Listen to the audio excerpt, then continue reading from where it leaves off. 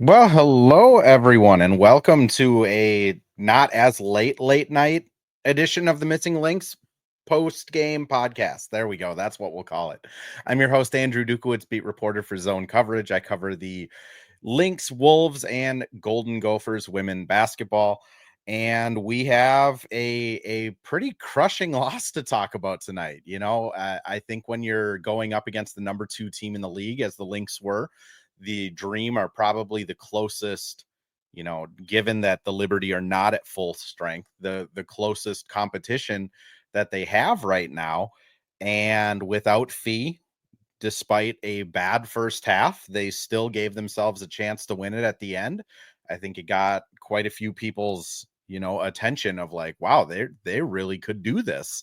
And then they just kind of gave the rope away in tug of war, and Atlanta walks out of there with a home win. We'll get into that and more, as well as taking some fan questions. But first, let's run an ad quick while we're waiting for people to hop in. Well, hello. Thank you, Livestream Andrew. This is Ad Read Andrew. And today we have Firehawk Construction and Remodeling, the presenting sponsor for the Missing Lynx podcast. Firehawk Construction and Remodeling strives to inspire people to follow their ideas, working with respect and understanding to create a quality, tailored result. Firehawk Construction and Remodeling, located in Blaine and serving in the North Metro area, is here to help you with your building and remodeling needs. I can say personally, thanks to Firehawk Construction and Remodeling, I have a beautiful deck in my backyard, and countless projects that I started, they finished. Get started on your new deck or remodel today by calling Isaac at 763-710-5686. So let's get into the game here. Andrew says over on the YouTube chat, game should be a wake-up call for the Lynx. They beat themselves at times with all the first half turnovers. That's my takeaway. That pod's over. Andrew, you hit it. I'm not speaking about myself. There's another Andrew in the chat. That's the moral of that. But, that's what it was. They came out of the gate and were turning the ball over like crazy. 13 of them, according to ESPN, 14 of them, according to the Lynx own counting, but who knows, because statisticians will figure it out. 13 or 14 turnovers, depending on where you're looking at the box score in that first half. And most of them were just bad. Cheryl talked about it after the game, just pointed out, like, we know what Atlanta does. They did the exact same thing they did to us in Minneapolis. They did that again tonight. They are long. They jump passing lanes. And for whatever reason, the Lynx just really struggled with that tonight, especially in the first half. It showed kind of how fixable that is, though, because they had 4 total turnovers in the second half and just 1 in the fourth quarter. So it's not like the defense isn't unsolvable, right? Because if it was this, masterclass defense that there's no answers to, you'd have those consistent turnovers every quarter, not just throwing the ball away and then all of a sudden, the defense goes cold. That being said, the first kind of quarter and second quarter, it just looked like almost at every turn, it was like you'd look down at the score and you'd think the Lynx were going to be down by 10 or 15, and it's a 2 or a 4-point game, and they just hit shots. I mean, credit to Kayla McBride, came out, had 10 points in the first quarter, I believe, and was just red hot shooting. Bridget Carlton shot a season high 13 shots. 4 of 8 from 3. Like, that was the Bridget Carlton of old. Andrew mentions that in the chat here as well. Nice to see BC get more aggressive. It's one of those things where Cheryl after every game is talking about how they tell BC she needs to get 10 shots. Like, that is the magic number they want for BC, because everything opens up when she's shooting. And she's up to about 37% from 3-point now. She's kind of back to our normal BC.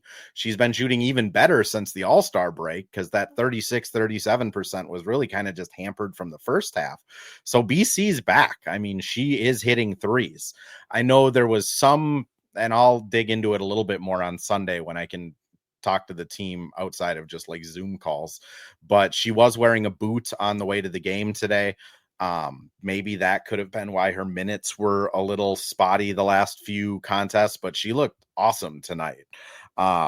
As I said, the Lynx, every time you'd look at the score, they were only down by 2 or 4 though, and just kind of seemed like if they could just figure out that turnover issue, they would take off. And the third quarter, that's what they did. They turned the ball over just 3 times. I want to say 2 of them were like within the first minute of the third quarter too. And after that, the last 18 minutes of play, they had 2 total turnovers. So they cleaned it up, ended up outscoring the Dream by 8 in the third quarter. And then Dream just went on a run coming into the fourth, 9-0, if I'm remembering right, which I apologize. Home away games, I don't get all the analytics I get for home games because the Lynx are very nice to us. But 9-0 run, if my memory's serving right. And then it was just playing catch up all fourth quarter, which I suppose we can probably talk about the elephant in the room, not Ellie from New York, but Courtney Williams. Really weird Courtney Williams game. And I saw a chat here from Katie on YouTube. The Courtney Williams experience is exhausting at times. That is exactly what tonight was. It was live by the court and die by the court, right? There's going to be some games where she is lights out hitting those no, yes mid-range shots. And we are all talking about how Courtney saved the game and won it. There's going to be nights where she has 13 assists and no turnovers, which she has done this season. And then there are going to be nights like tonight where it is just a struggle from the jump. 3 of 14 from the field, 9 assists, but 5 turnovers, no steals. Made quite a bit of just bad decisions down the stretch. I asked Cheryl about it after the game of just, what was that last second possession, right? Like, because they forced the 8-second violation. They do kind of the impossible. I mean, you watch 1,000 basketball games, there maybe 1 out of those 1,000, you're going to get an 8-second violation on an inbound, like possession up by 2. Like the Lynx do their job. They do the hardest part in basketball, forcing that turnover in that moment.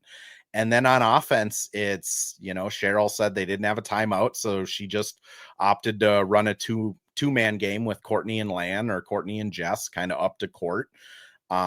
Courtney got the pick from Lan. Lan sealed great, rolled to the rim, and no one guarded Lan. Cheryl in the post game said Court missed Lan. She was wide open. I just real quick went back and looked at it. Lan is wide open. Like that was a tie game. Courtney opts not to kind of pocket pass it into Lan, does a couple crossovers. To her credit, gets to the rim. Like, she got to the rim and had this opportunity at a floater, and it looked like the ball just slipped out of her hand, which Cheryl, in typical Cheryl Reeve sarcasm, humor, mentioned that it came up well short, which I will agree with. That last second shot came up pretty well short. Inbound, Cheryl, I think, felt like all of us at home. There's not a play call on an inbound like that. Like, what, you get 10 seconds. So it's just muscle memory needs to take over. People need to go where they need to get to. And Cheryl was sounded like confused of why their positioning on the court was a certain way. I think reading into that, the obvious answer to that is, why was K-Mac inbounding the ball? Why, was Courtney just kind of in the near corner, and it didn't look as crisp as normal? Now, Bridget said that, I asked her the same question, and Bridget said, we practice it all the time. Like, it wasn't that chaotic. Like, that's an inbound play that we run, which I will say, when Fee is healthy, normally K-Mac or Court is inbounding the basketball. So I'm not going to sit here and die. I'm not going to die on that hill of that was the biggest issue, but inbound goes to Courtney, and Courtney kind of bobbles it and doesn't get the last second shot off. And it's just a deflating loss for fans. You could see it in Cheryl and both Jessica Shepard and Bridget, who talked after the game. You could see it in their face too, of just, this was one that they let get away. I will say, if you want to be glass half full, about this loss. That this is the number 2 team in the league. Like, New York doesn't have Stewie. They are falling in the standings. They lost to Chicago tonight. They are having a tough time. We'll put it that way. Atlanta, on the other hand, is surging. They are winning games. They're looking dominant. They are now second in the number 2 team in offense, number 2 team in defense. Like, they are kind of that next. You got the Lynx, who are like the statistical anomaly, and now you have the Atlanta Dream that's kind of separating themselves. And to have that type of game without Fee, with the turnovers, with Courtney Williams kind of playing on the, the opposite end of the spectrum from what we saw in that Liberty game a few games ago, 2 games ago, it's encouraging. I don't know how the team will think about it, because they're not a very big moral victory believing team. But I do think there is some encouragement there of, okay, if we had Fee tonight, we probably aren't going back-to-back last second place to Courtney Williams. We're probably not having all of those turnovers. We're probably able to shift and play different players a little bit. I think, again, I'm not a big moral victory person either, but I do think you at least learn something out of this game. Of Bridget Carlton seems to be back. She seems to be playing well, didn't look hurt. She was playing defense really well. K-Mac is going to have these moments where she is just popping off.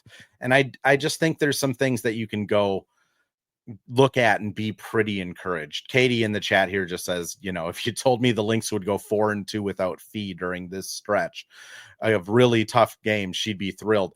I agree with you, Kate. I mean, that's the story of it is, yes, they lost 2 in a row to the number 2 and number 3 seed in the league, but 4-2 without Fee, the magic number is probably 3 games to clinch the 1 seed. I mean, Lynx fans, all of you guys are I'm not going to say you're crazy as often as I normally do. I'm trying not to like paint you guys as like, stalking people outside of their houses type of crazy. But I did get quite a few DMs today about like, Jessica Shepard was wearing the practice shirt of the number 2s. Fee was wearing the number 1 practice shirt. It did sound like she was pretty involved in practice today. I'm penciling in tomorrow that she's back. I think, you got a back-to-back against Atlanta and Indiana. You're probably looking at that as the Lynx saying, we only want Fee to play one of those games.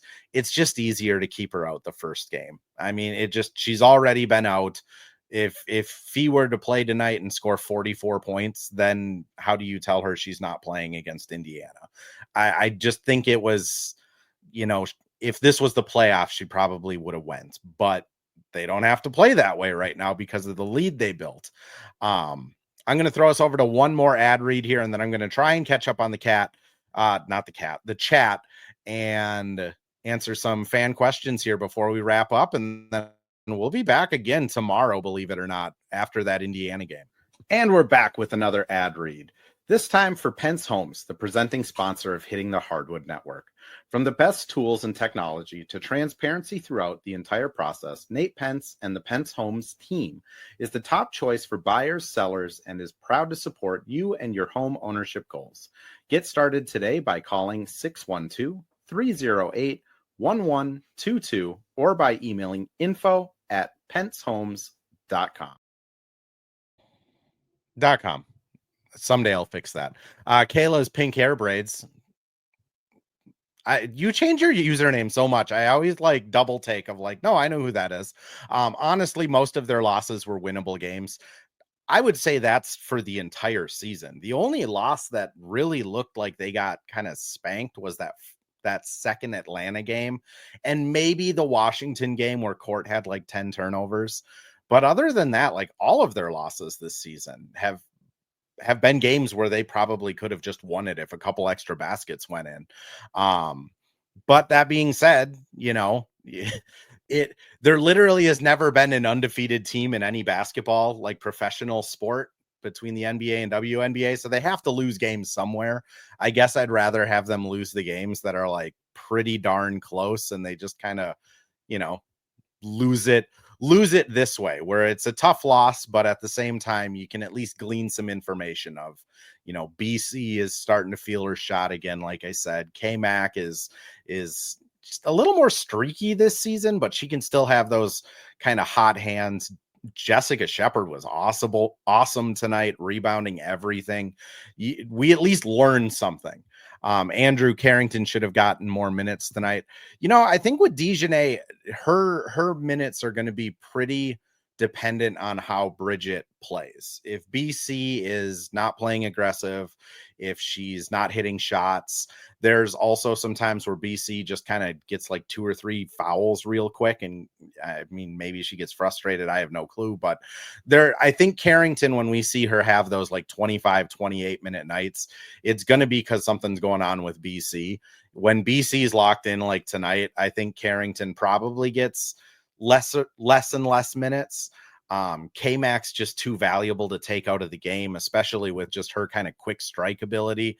And then you need Courtney or T out there. I think there's an argument to be made that maybe T should have gotten more of those fourth quarter minutes, but T also wasn't having particularly a great game. As simplistic as it is to say this, the solution to this problem is just Fee is healthy. If Fee's healthy, you can run offense. You can run the entire offense through her. You don't need as much of that pick and roll ball handling.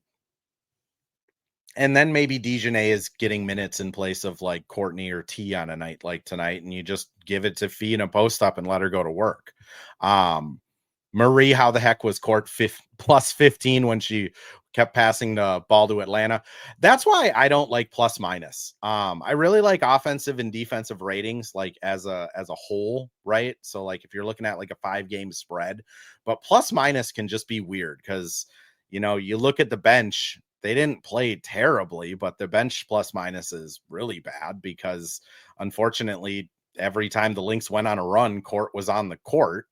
And when they started to slip and lose points, it seemed to be when T was on the court. And did they really have that different of a game? Probably not. But I think objectively, just eye test, this was a tough one for Courtney Williams. And, sometimes with Court, it's just going to be one of those things where she's probably going to win you a game in a playoff series, and she's probably going to lose you a game in a playoff series, especially when you're down Fee. If K-Mac were to go down injured, if so much of the offense gets put on her, I think it's just, she's a mid-range shooter. Unfortunately, when you live in the mid-range, sometimes those just aren't going to fall. And then what do you do? Mini-me, not too concerned. Nothing is broke. That's not fixable. Plenty of time to adjust when Fee returns. Completely agree with that one. And Cheryl kind of broke that down in a different answer that I didn't post on X because Zoom press conferences, media, like audio just isn't ideal sometimes. But that's, I asked Cheryl, I was like, what was you mentioned against New York that they didn't seem like they were ready to play. Did you feel like they were ready to go against Atlanta? And Cheryl said like, yeah, we played really good paint defense. We played good perimeter defense. They out rebounded the Atlanta Dream, who employ Brittany Griner, who is like 17 feet tall. I'm pretty sure.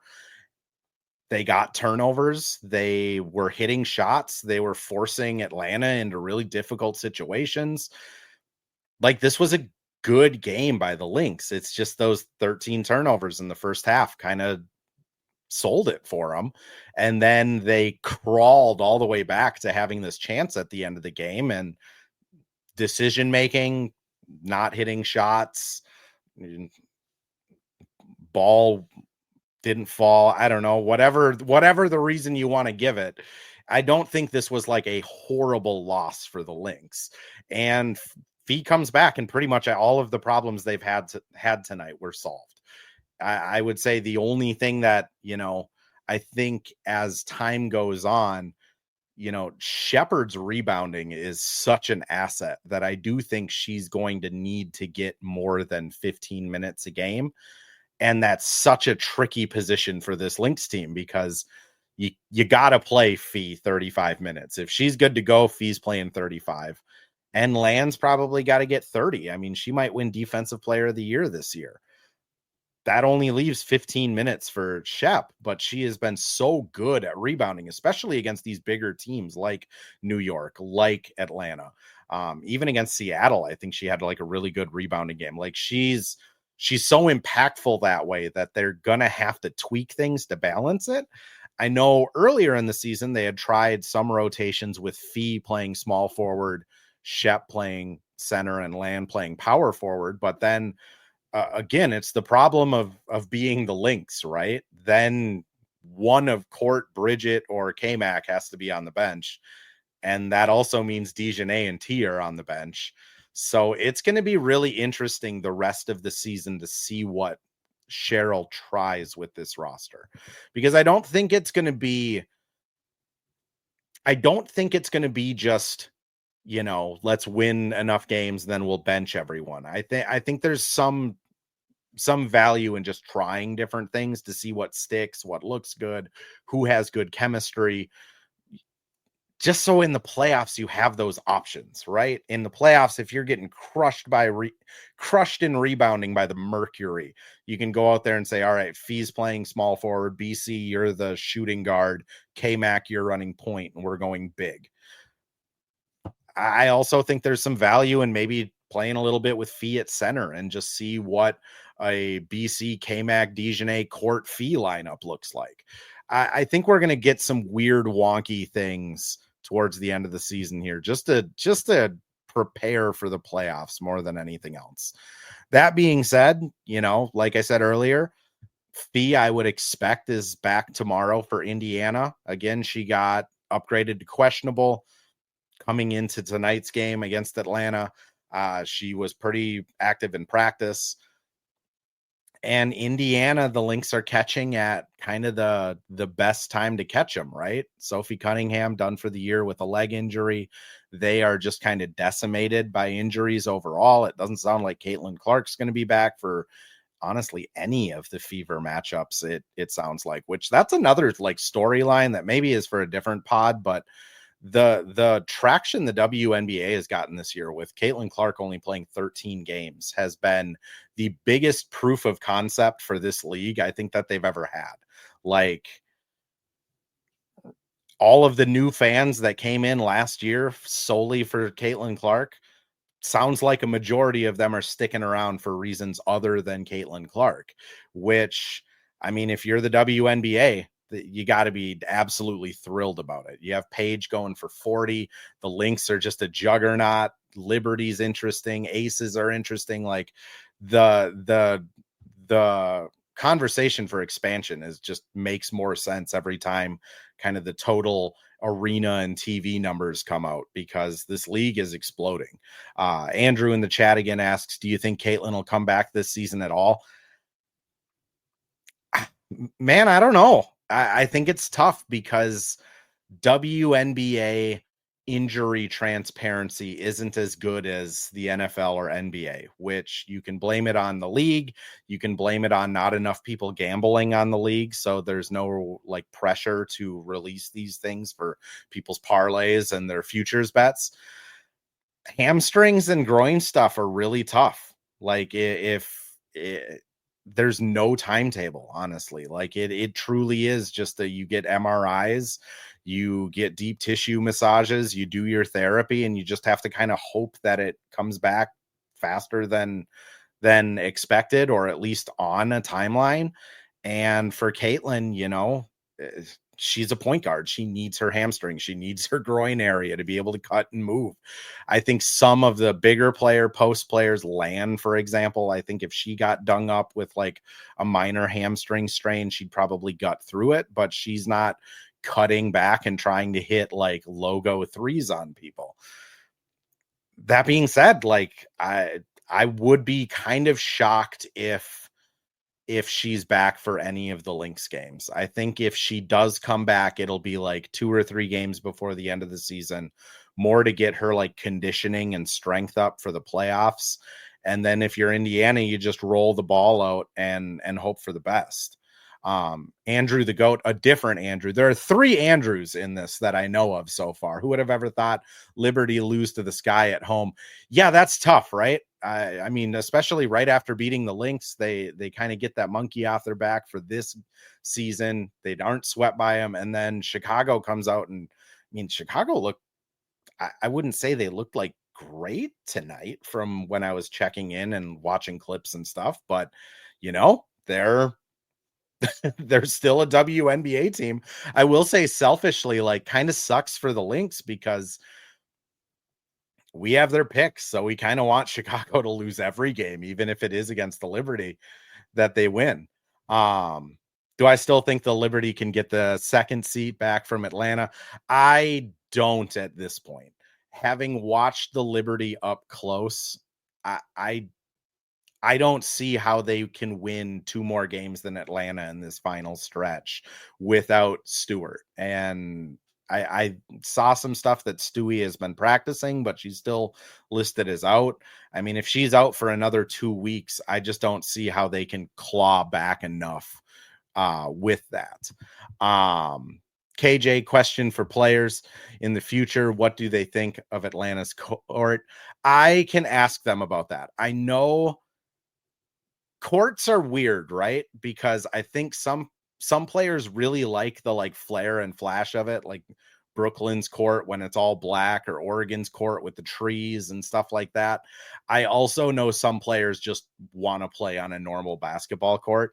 I'll say watching it, I don't enjoy watching games on Atlanta's court. That's just my preference. I would rather have them be on like a normal wood looking basketball court, but there are some people that just love that. I can definitely ask about it though. Last question I'll answer here, because we're getting to that half-hour mark. Who do you think the Lynx will take with their lottery pick? I am just going to throw this out there and plead the 5th, because I don't know who's available. I think if it's just this year, you probably go Azzy. I don't watch a lot of college outside of the now Gophers that I will be watching a lot of, but I think you go with the Connecticut kid, good shot maker. She seems like she would fit really well into Cheryl's like team culture. She's decent enough ball handler, solid on defense. I know there's a lot of Lauren Betts traction out there. If you're going to play for Cheryl Reeve, you got to be able to play defense at a really high level and not just like a paint rim protector. Like, her defensive concept is a lot of switching, and they have this shell where no matter who's guarding on the perimeter, they try and push them baseline and get them kind of uncomfortable. And I don't know how well Betts would fit in that system. That being said, if they get number 2 and Betts is there, you probably just take her. But the other thing I'll say is we don't know who's going to be in the draft, because there has been stuff going on with the CBA where you're looking at a draft where you're going to have 2 expansion teams that aren't probably going to get an expansion draft because everyone's a free agent. Do you mess with the draft age eligibility to get some more talent in there and give the expansion teams a little bit better pick? Do you mess with the draft age so that it's a 3-class draft, and then you just give them last pick of the first round, first pick in the second round, try and make it fair that way? I just don't know what the possibilities could be, because the Lynx could have like the first overall pick in a draft that has 3 draft classes in it. And then you could be talking Juju going pro after this year. And if Juju's there, you take Juju. But it's going to be interesting. That's the moral of that story. It's following the CBA is probably going to be one of my favorite things to do as winter turns into spring, because it is going to be so fascinating to see how they try and figure out what to do. And Andrew, like you say in the chat here, if there is an expansion draft with 2 teams, the problem for the Lynx is the only player on roster after this season is Ola. So if there's an expansion draft, it's easy for the Lynx. You just protect Ola. They do the expansion draft. You can't draft unrestricted free agents, and then you just sign your players. That's why it's going to be so interesting to see what the heck they do, because you can't you can't tell the players, hey, go sign wherever you want. By the way, you might get drafted by Toronto. And you also can't tell the teams, hey, you can do an expansion draft, but the only players that are going to be eligible are the Ola Kosus of the world, which I think she might be good in 3 years, but Toronto's probably not super interested in that. And that's where the league is right now. So I've heard some people guess that maybe they give Toronto, more cap space so they can sign or give them, you can pay someone the max at 10% more than any other team because you're an expansion team. Maybe you give them an extra roster spot so they can try and get somebody extra. First pick or the last pick in the first round, first pick in the second round, so they can get some assets that way. That being said, though, I mean, Portland is going to be an electric expansion. Like, I know it didn't go well the last time, but that city loves basketball and there's nothing else to do there in the summer. Toronto is going to be an awesome expansion city. Like, I could see players wanting to go to those cities to play basketball because they're going to be supported. They're going to have fans. They're going to have not like a Golden State following, because Golden State is kind of, I mean, good grief, did they show out for that team this year? But it's not going to be like you're going to it's not like you're going to be going to the Charlotte Bobcats of the 2004 NBA expansion, right? Like, you're not going to a team that has a former player as an owner and no real infrastructure set up. Like, you're going to cities that have NBA teams. You're going to cities that support kind of I'm trying not to be like political. They're going to support women's sports. Like, Toronto isn't going to make a mockery of it. Neither is Portland. So I do think there might be some players that are just like, hey, I want to go start something in Portland. If you're BC and, Dejanay comes back and K-Mac comes back and Court and T all come back, do you go, hey, I want to go play for my home country in Canada, and Toronto is pretty cool. I think they're going to have a shot to get people, but I appreciate everyone who has popped in here. 250 people swung through on X and YouTube. You guys are awesome. I will be back tomorrow after the Fever game.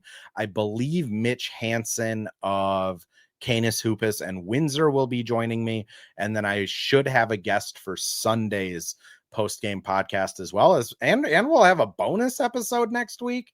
We're also, I'm not going to break all of the news because it's not officially set up yet, but we're trying to figure out, we're a little bit down the ways of setting up a watch party, Hitting the Hardwood watch party, where myself, Mitch, Terry are all at a brewery watching an away Lynx game, doing a live podcast afterwards and just having fun. Because again, you Lynx fans deserve fun. You've rooted for this team without podcasts for long enough. The least we can do in the media is give some podcasts and fun and watch parties, and y'all deserve it. So I appreciate you as always. If anyone has joined in late, this podcast will be posted on YouTube, Apple, wherever you get your podcasts tomorrow morning at 7 a.m. Central. And until tomorrow night, go Lynx.